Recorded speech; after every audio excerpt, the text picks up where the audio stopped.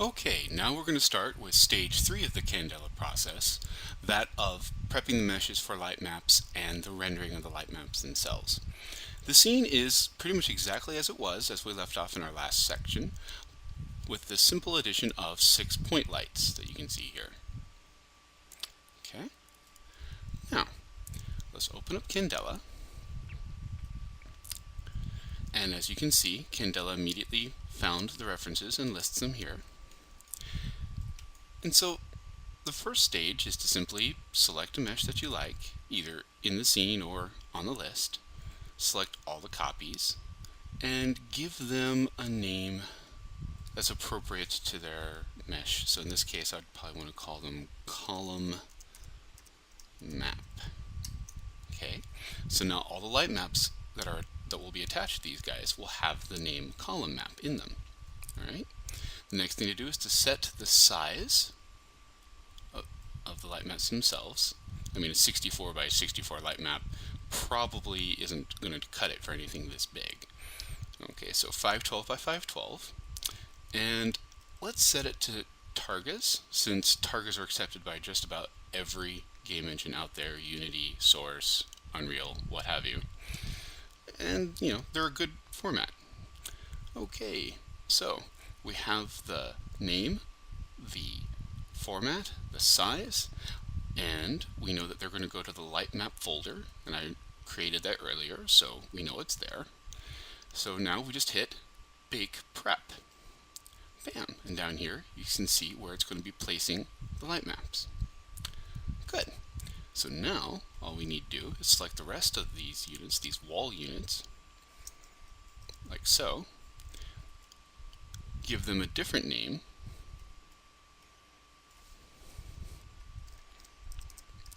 Now, I'm changing the names of these simply for organization. If you wanted to just select them all and just call them, underground scene maps, you could totally do that.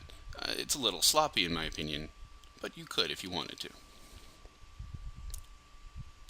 Okay, so now they're all called wall map. Make sure you hit enter.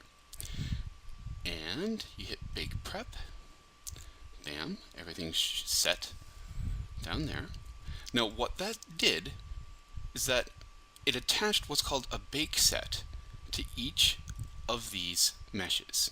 So if you went, let's see, you select both here and you go to bake sets, each of these meshes now has a bake set with the properties that we programmed into Candela. That means that the instructions on how to render are stored in these nodes. Okay? This will come in handy because that means that all we have to do is hit bake and it will bake everything for us and we don't have to think anymore about it. So now that everything's all prepared, we select all, okay, and all we have to do at this point is hit bake. And it's going to chug through its little thing. It takes a while. As always, the more meshes you have, the longer the render time. Also, the number of lights, increase the number of lights, that also increases your render time. You're going to get an error message from the Mental Ray plugin saying, hey, I'm already on, you don't have to turn me on. Don't worry about that. It's not affecting anything. Still rendering. Bam. So let's see. It should be done. Let's switch to high quality rendering. Bam! Look at that.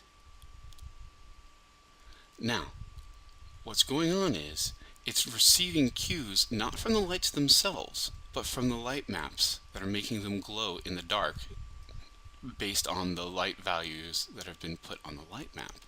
To prove this, I'm going to open up the outliner, select all the lights that I put in, I'm going to hide them, and voila, look at that. Let's open up our friend the Hypershade again, and let's select one of these guys, and let's select a really bright one like this one, and we'll go Graph Material on Selected Objects, and look at that. Remember that empty light map node that we made at step 1? Here it is. It's got a light map attached. and it's giving ambient cues to both of the shaders attached to the mesh. You can even see them kind of glowing through. It gives it a nice glow effect. So we have, in essence, baked the lighting of the scene into the textures of the scene itself. Okay, so the only thing that remains is for step 4, where we actually export the file into a format that your game engine can use more readily.